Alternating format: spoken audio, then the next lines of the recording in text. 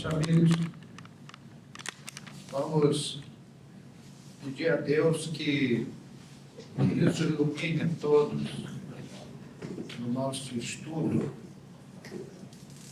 que os bons amigos espirituais nos tragam seus pensamentos, o seu amparo, sem o qual não poderíamos realizar esse trabalho pela nossa absoluta falta de competência. As tragédias passionais suscitam polêmicas, chocam a todos. Todos nós ficamos chocados com essas ocorrências dramáticas. Porque duas pessoas que afirmavam amarem-se tornam-se inimigas de ódio mortal, culminando muitas vezes na morte de um, quando não dos dois. A imprensa noticia, a imprensa sensacionalista, noticia essas ocorrências com alarde. São homicídios, suicídios chocantes, dolorosos, cada vez mais frequentes entre casais de relacionamento conflitivo. O orgulho, amigos, está na base de toda violência, nos revelam os mentores espirituais. Nós ficamos assim, observando esses sentimentos negativos, como o orgulho, que fecha a porta ao entendimento, anulando o diálogo e o perdão recíproco. A alma orgulhosa é uma alma infeliz,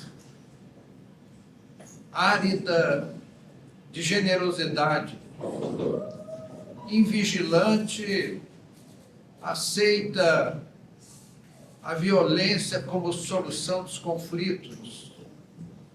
Conflitos que poderiam ser facilmente resolvidos com entendimento e amor a Deus. Almas conflitivas, atraindo outras almas afins, gerando processos obsessivos. Amigos, ninguém se torna obsidiado de um minuto para o outro. No começo são aquelas influências sutis que o homem admite estar lidando com os seus próprios pensamentos, mas com a sequência, com o progresso do processo obsessivo, verdugos cruéis imprimem o ódio entre os conflitantes, os litigantes, do desentendimento que gera as tragédias passionais. É aquele caldo de cultura que cria o ambiente nefasto para as tragédias que vemos anunciadas na imprensa com grande alarido, grande alarme. Parece que há assim um prazer masoquista do homem de imprensa em buscar a fundo essas ocorrências dolorosas, mesmo porque isso vende o produto chamado imprensa, vende jornal. Se o jornal publicar que está tudo bem, todo mundo está se dando muito bem, está todo mundo feliz, esse jornal não serve, não vende. A nossa sociedade tem essa característica. O indivíduo diz: matei por amor. procurando desculpar-se. Mas, meus amigos, que ledo engano. O amor jamais foi causa de violência. Muito ao contrário. A violência é justamente o fruto do desamor, da falta do amor. Então, é o orgulho, o desamor, trazendo o ódio entre as partes litigantes. O ciúme, meus amigos, que é filho da insegurança, gera o sentimento de posse sobre pessoas e coisas. O ciumento se sente incomodado quando alguém toca em um objeto de sua propriedade. Trata o amor como se fosse um objeto exclusivo da sua propriedade. E reage com desmedida violência quando vê aquela posse ameaçada, de uma forma absolutamente insensata e incoerente. Nós vivemos num mundo ainda primitivo, em que esses quadros fazem parte da nossa vida moderna, do nosso dia a dia. Nós vivemos épocas terríveis, porque há um ambiente espiritual nefasto envolvendo o nosso planeta. Não foi falta das esferas superiores semearem no mundo textos, inspirações, exemplos formidáveis, a começar por Jesus. E os seus seguidores, nem sempre conhecidos, mas que nos trouxeram exemplos extraordinários. Aquele que foi, no passado, vítima de traição, teme ser traído hoje novamente. E sem cultura espiritual, porque a cultura espiritual está ao alcance de todos, esses indivíduos, por da calma palha, reagem. E como não tem uma base espiritual, reagem com uma violência desproporcional à ofensa. E aí está o mapa, o caldo das tragédias com base nas raízes do passado. Louvamos a sabedoria dos dirigentes espíritas que instituíram o atendimento fraterno, onde as pessoas podem buscar um consolo, tem alguém para ouvir os seus desabafos, e só impor para fora as suas angústias, o ser humano já se alivia. E conversa com uma pessoa espiritualmente esclarecida, que no mínimo vai lhe passar boas diretrizes, ajudar a fazer lógica espiritualizada sobre o problema colocado à mesa do atendente nesse conforto fraterno. Então, meus queridos amigos, nós aplaudimos de pé essa providência nos centros espíritas, mesmo porque a criatura humana, com a cultura terrestre, ela tem dificuldade em lidar com as perdas, e ainda mais estando perturbado no momento difícil em que passa, enfrentar uma perturbação maior através de um deslize qualquer de um ente querido ou alguém com quem se relaciona, causando um agravante doloroso naquele processo em si já muito espinhoso. O que falta à nossa humanidade, amigos, é o sentimento do Evangelho do Cristo, é nos aculturarmos em termos de ensinamentos do Senhor, para que nós, agasalhando no coração os ensinamentos do Cristo, possamos ser irmãos dos outros homens amar a Deus acima de todas as coisas e aos nossos irmãos de jornada incondicionalmente. A doutrina espírita, meus amigos, alguém já disse que é uma bênção celeste e que o espírita se torna um milionário da felicidade. Ele não permite o exacerbar das paixões que levam à demência, à incoerência, à insensatez, à perturbação. A doutrina nos chama ao bem, à construtividade, àqueles trabalhos nobres de consolo e esclarecimento espiritual. Essa é a mensagem espírita por excelência, trazida das páginas do Evangelho, numa linguagem moderna, ao alcance de todas as inteligências. A doutrina espírita não é um tratado de filosofia para doutos, é uma mensagem esclarecedora e consoladora para todas as inteligências. E quando nós nos filiamos a essa causa, é como se tomássemos uma vacina contra aquela perturbação que leva às tragédias passionais. Que as pessoas se colocam insensíveis. Nós, às vezes, perguntamos como pode um homem vestir um casaco cheio de bombas e procurar um local onde tenham muitas pessoas com ocupações diversas, como um mercado público, e ali explode aquilo. E fazem aquilo com uma tranquilidade, como quem bebe um copo com água. Mas porque há uma cultura de que fazendo aquilo, ele será agradável a Deus.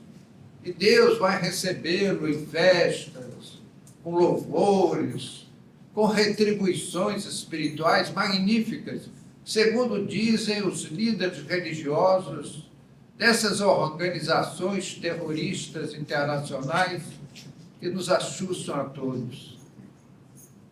Não faz muito tempo aqui em São Paulo, nós tomamos conhecimento, todos nós, sem exceção, de uma ocorrência trágica, dolorosíssima. Uma moça universitária de 19 anos de idade, muito bonita, vestia-se muito bem, morava com os pais numa bela mansão com piscina, jardim, garagens e todas aquelas benesses das classes abastadas. Essa moça começou a namorar um jovem que os pais foram contra, porque o rapaz era do time do não. Não sei se vocês conhecem o partido do não. Não trabalha, não estuda, não faz coisa nenhuma, não quer nada, não está nem aí. E os familiares foram contra aquele namoro desproporcional. Aquela moça era a joia da família, nas suas 19 primaveras, né, toda a sua beleza juvenil, feminina. Entregar aquela moça, aquele do partido não, era uma coisa que os pais não queriam fazer. E foram contra.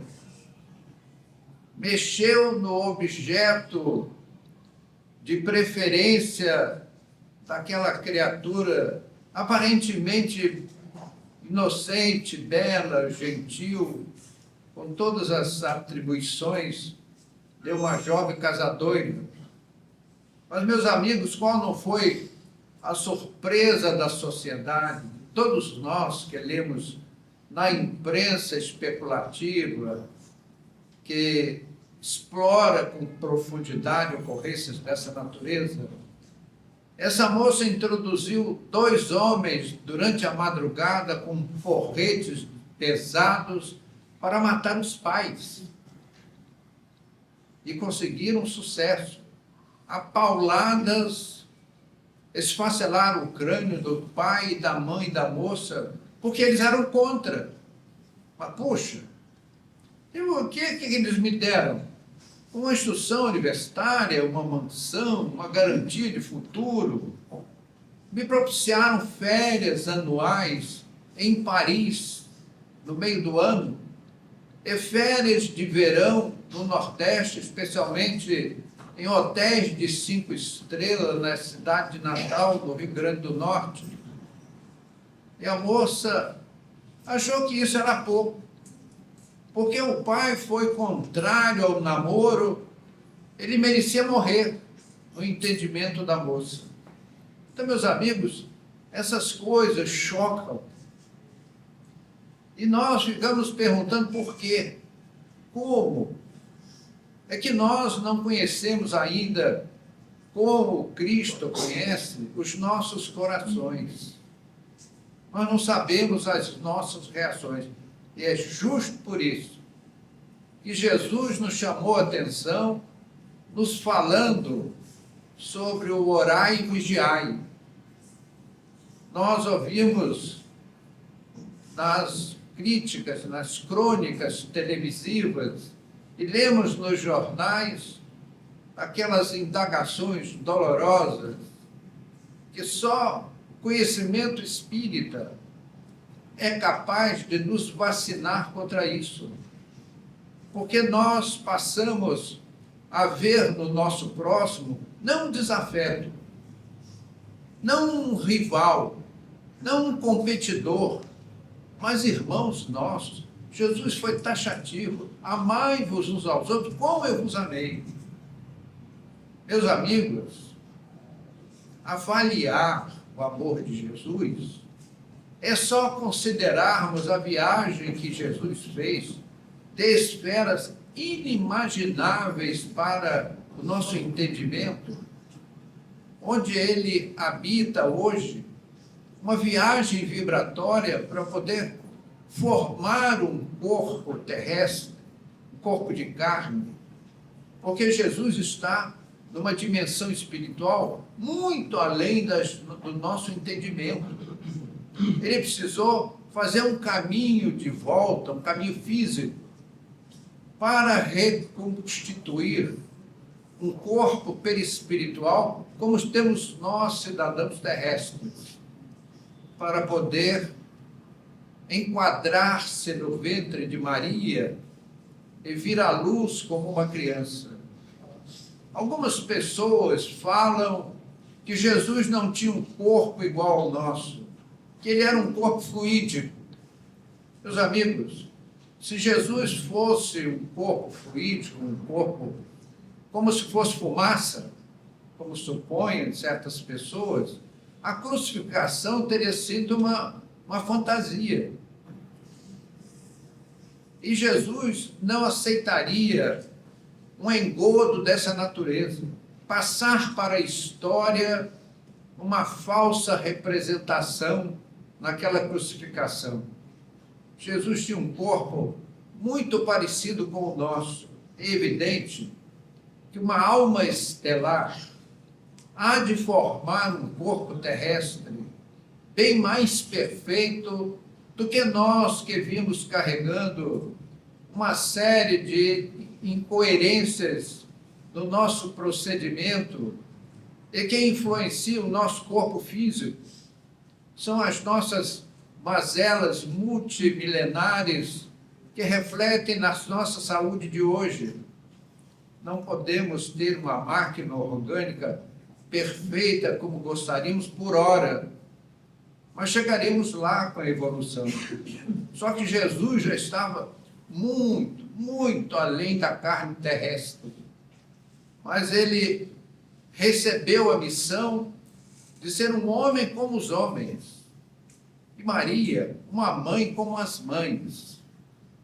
Abomino essa ideia de que Maria foi assim, um ser fisicamente imaculado. Maria foi tão mulher do seu esposo como são as esposas de todos os homens do mundo, porque Maria não aceitaria uma farsa.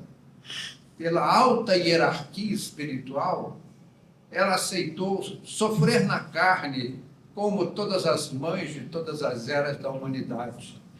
Então, Jesus foi aquele menino que correu pelos campos, de peito aberto, apreciava os pássaros, como todos os meninos de todas as épocas do mundo. E por isso, meus amigos, ele foi, na idade adulta, fazer aquela missão terrestre que ele trouxe para o mundo, nos trazer aquela mensagem celeste para que nós possamos nos vacinar contra as tragédias que nos espreitam. Meus amigos, Jesus nos deu esse conselho: orai e vigiai para não cairdes em tentação. E nós precisamos, todos os dias, orarmos, mas ficarmos atentos. Não contra o nosso próximo, nosso semelhante, contra a nossa própria índole. Nós vamos vencer a nossa índole quando nós orarmos muito, vigiarmos muito e sedimentarmos no fundo da nossa alma esse sentimento de oração e de vigilância. Aí já respiraremos com naturalidade a vigilância e a oração. Passaremos a viver num estado de permanente vigilância, sem nenhum esforço. Mas nós alcançaremos esse estágio nos esforçando agora. Os jornalistas, a imprensa, explorou muito a ocorrência dessa moça Suzane, e nós oramos por ela na época. Ela era muito mais digna das nossas orações do que do nosso rancor. Sem dúvida, nada mais doloroso do que uma jovem introduzir 2 homicidas em sua casa para matar os pais. Nada mais triste. Mas, meus amigos, nessas ocorrências, todos perdem, especialmente os algozes. Nós, comumente, oramos pelas vítimas e esquecemos de orar pelos algozes. Eles são muito mais necessitados. Aqueles terroristas que explodiram o World Trade Center em Nova York são hoje espíritos em sofrimento superlativo, inimaginável ao ser humano. Habitam regiões bastante dolorosas e levarão um prejuízo enorme no tempo para se recuperarem desses atos loucos, inspirados pelas trevas, inspirados por aqueles pseudos religiosos que transmitem imagens nocivas e perturbadoras para os desavisados, para os que não oram e não vigiam, e que aceitam passivamente serem instrumento do caos, da dor alheia, do banho de sangue por atacado, levando a vida, às vezes, de milhares de pessoas, como foi aquele evento em Nova York. Devo comentar com os amigos que, num desdobramento mediúnico, 2 dias antes daquelas ocorrências, nós tivemos a visão em detalhes daquele atentado. Vimos os aviões sobrevoarem Nova York, atingirem os prédios, o desabamento, aquela massa de poeira enorme, as pessoas cobertas de pó. Eu, assustado em espírito, procurava cantos das ruas de Nova York, procurando uma defesa desnecessária, porque aquelas ocorrências não podiam me atingir em espírito. E eu acordei no domingo que antecedeu aquela tragédia e na praia comentei esses fatos com a minha esposa aqui presente. Então, eu falei do assunto em detalhes 2 dias antes, 48 horas antes das ocorrências. E achando que aquilo era apenas uma fantasia da minha imaginação. Talvez, quem sabe, estava na época de fazer declaração do imposto de renda, eu talvez estivesse nervoso, com milhões nas Bahamas, na ilha de Jersey. Como eu vou justificar tudo isso para o leão? Talvez estivesse nervoso em quadros terríveis. E, meus amigos, 2 dias depois, eu via na manhã de terça-feira, no 11 de setembro, aqueles quadros dantescos eram o meu sonho por inteiro. Eu fui capaz de localizar quantas turbinas tinham cada avião daquele. Eram aviões de porte médio com 2 turbinas. Eu comentei isso com a minha esposa na praia. Eram 2 aviões assim. Passou um, bateu num prédio, veio outro, bateu também. E eu fiquei assim, assustadíssimo, com medo das pessoas correndo na minha direção, mas eles passavam por mim e não me sentiam. Então, meus amigos, nós vivemos num mundo suscetível de tragédias desse tipo. Recebamos tudo isso com tranquilidade. Jesus vai à frente da nossa humanidade. Ele detém os cordéis que regulam toda a nossa vida. Nós não somos um acidente biológico na forma de ossos e carnes, sangue e outros líquidos. Nós somos filhos do Altíssimo, temporariamente domiciliados na carne, por uma necessidade evolutiva. As pessoas têm verdadeiro pavor de deixar esse mundo. Objetivamente ou subjetivamente, as pessoas temem a morte, como se a morte existisse. A morte, segundo dizem, é a maior balela da história da humanidade. A única realidade é a vida. Nós temos uma vida permanente, uma vida infinita, somos imortais. Isso é uma delícia. Nós não deixaremos de viver, de conviver com os nossos amados nunca. Poderemos ter lacunas de entendimento com os que amamos, mas nós estaremos com eles para sempre, para todos sempre, porque Deus não colocou o amor em nosso coração pelos nossos entes queridos para depois tirarmos de nós, porque Deus é amor.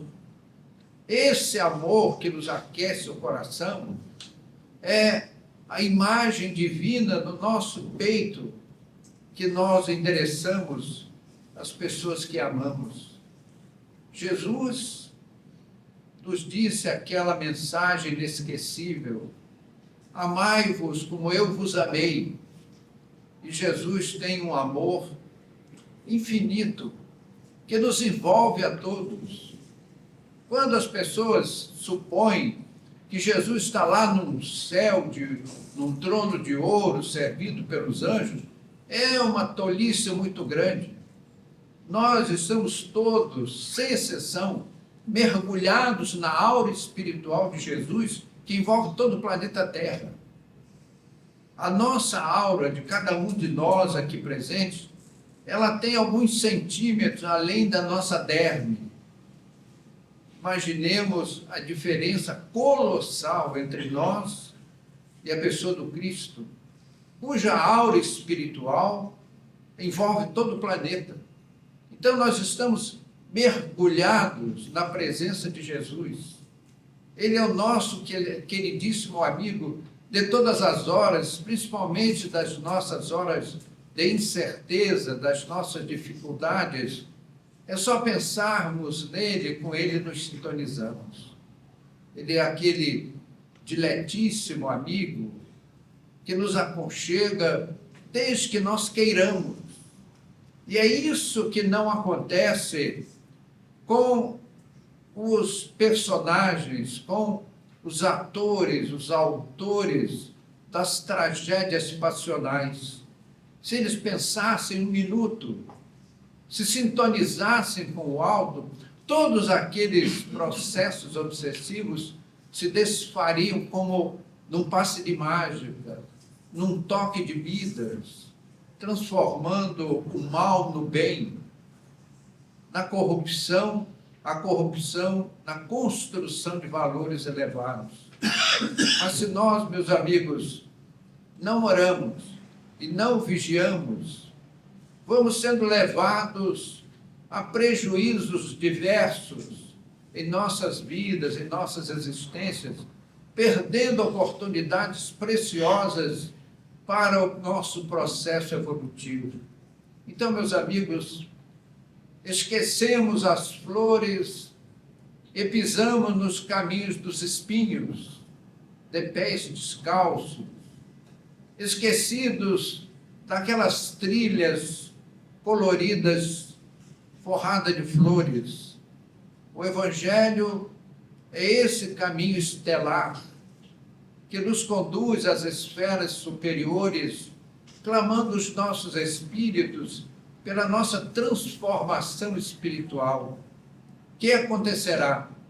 O dia que desejarmos abandonar a retaguarda do espírito, a animalidade que ainda nos atrai, em busca da espiritualidade superior. A decisão é nossa, amigos. Ao nosso espírito cabe decidir se queremos avançar na imortalidade ou se queremos permanecer à roda das reencarnações expiatórias, errando para colher mais adiante cada vez menos, porque o espírito pode parar de evoluir, mas nunca retrograda. E a dor, meus amigos, é aquele cutelo que nos faz caminhar para frente. Não que Deus queira a dor, nós optamos pelo sofrimento, pelo mau proceder do nosso passado e das nossas incorreções de hoje. Por isso, meus queridos amigos, quando nos noticiarem tragédias passionais, tenhamos piedade das vítimas, sem dúvida. Elas merecem os nossos bons pensamentos. Mas não nos esqueçamos dos algozes, dos responsáveis por esses atos nefandos. Eles são muito mais necessitados. As vítimas resgatam, acertam contas com o passado. Eles estão levantando dores para serem colhidas no amanhã, fatalmente. Porque de Deus não se zomba, meus amigos. Nós podemos negar a existência de Deus e tudo mais, mas não podemos zombar da inteligência cósmica, cujas leis são perfeitas, mecanismos incorruptíveis levarão nosso espírito ao acerto de contas. Por isso, meus amigos, quando soubermos de ocorrências dessa natureza, oremos pelos algozes, oremos pelos que estão nessa noite atirando contra vítimas inocentes, como execuções.